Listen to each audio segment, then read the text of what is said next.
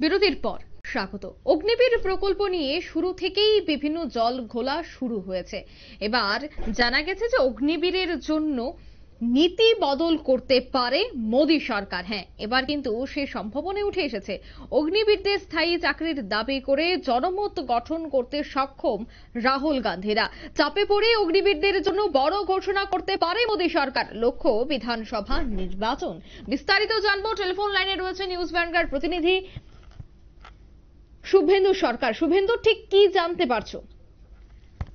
অঙ্কিতা, দেখো, যখন থেকে কিন্তু অগ্নিবীর প্রকল্প ইন্ট্রোডিউস করা হয়েছিল কেন্দ্রীয় সরকারের তরফ থেকে, তখন থেকে একটা বিতর্ক ছিল এবং আমরা একাধিক বিদ্রোহ দেখেছি, বিক্ষোভ দেখেছি, যেখানে যারা ওই অ্যাসপিরেন্টস রয়েছে তারা কিন্তু পথে নেমে একেবারে বিক্ষোভ করেছেন, তারা প্রতিবাদ দেখিয়েছেন এবং অনেকেই মনে করেছিল যে বিরোধীরা এই গোটা ব্যাপারটাকে, গোটা ইস্যুটাকে কাজে লাগাতে পারবে কিনা, এবং সেক্ষেত্রে দেখা গেছে কিন্তু যে বিরোধীরা যথেষ্ট অ্যাডভান্টেজ পেয়েছে এই অগ্নিবীর প্রকল্প নিয়ে। এবং যখন বিজেপি সরকার ধাক্কা খেয়েছে, তবে বিজেপি সরকার ধাক্কা খাওয়ার পরে গিয়ে যখন আবার নতুন করে সরকার গঠন করলো, সেখানে গিয়ে কিন্তু বিজেপি এবার সেই ধাক্কা থেকে কাটিয়ে উঠতে চাইছে এবং অগ্নিবীরদের মন পেতে চাইছে, এমনটাই কিন্তু জানা যাচ্ছে। যার কারণে নতুন নতুন নীতি নিয়ে আসছে অগ্নিবীরদের জন্য।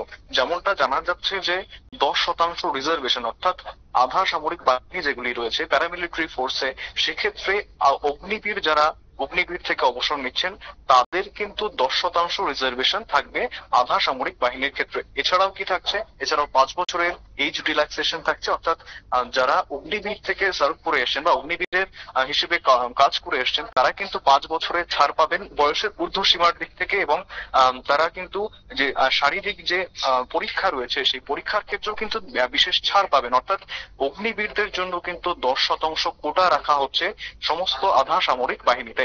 এবং এক্ষেত্রে কিন্তু কেন্দ্রীয় প্রতিরক্ষা মন্ত্রী রাজনাথ সিং অগ্নিবীরদের মন পেতে চাইছেন, যে কারণেই কিন্তু এই পদক্ষেপ নিয়েছে। এবং রাহুল গান্ধী যথেষ্ট ভালোভাবে গোটা ব্যাপারটাকে ইউটিলাইজ করেছেন, সরকারকে প্রথম থেকে চাপে রাখছিলেন বিরোধী দলনেতা, এবং একাধিকবার দেখা করেছেন তিনি অগ্নিবীরদের সঙ্গে। অগ্নিবীর ইস্যুটাকে আরো প্রপাগেট করার চেষ্টা করেছেন এবং আরো চাপে ফেলতে চেয়েছেন বিজেপি সরকারকে। এবং স্পষ্টত বোঝাই যাচ্ছে যে বিজেপি সরকার কিন্তু চাপে পড়ে বা অগ্নিবীরদের মন পাওয়ার জন্য কিন্তু এই পদক্ষেপ নিয়েছে, যেখানে এই কোটার বিশেষ নীতি তাদেরকে কিন্তু ইন্ট্রোডিউস করা হয়েছে। এবং যেমনটা জানাচ্ছিলাম, আমি আবারও জানাবো যে 10% রিজার্ভেশন করা হয়েছে অগ্নিবীরদের জন্য যে কোনো প্যারামিলিটারি ফোর্সে। এবং তাছাড়া বয়সের ঊর্ধ্বসীমার ক্ষেত্রে তারা 5 বছর পর্যন্ত ছাড় পাবেন।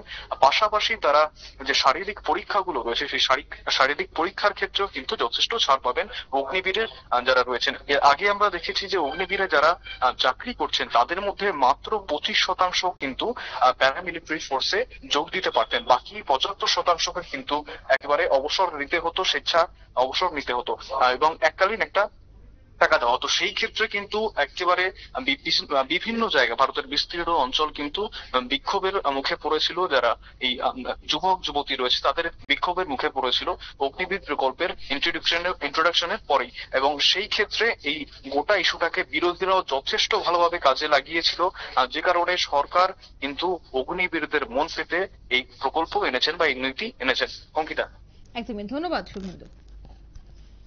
অগ্নিবীর নিয়ে এবার বড় ঘোষণা করতে পারে মোদী সরকার। তবে কি বিরোধীদের চাপে পড়ে, নাকি সামনে বিধানসভা নির্বাচনের কথা মাথায় রেখেই বড় সিদ্ধান্ত নিতে পারে মোদী সরকার? তবে কি হবে সেই সিদ্ধান্ত, তার দিকে কিন্তু অবশ্যই তাকিয়ে রয়েছে গোটা ভারত। নিয়ে নিচ্ছে ছোট্ট একটি বিজ্ঞাপন বিরতি, সঙ্গে থাকুন।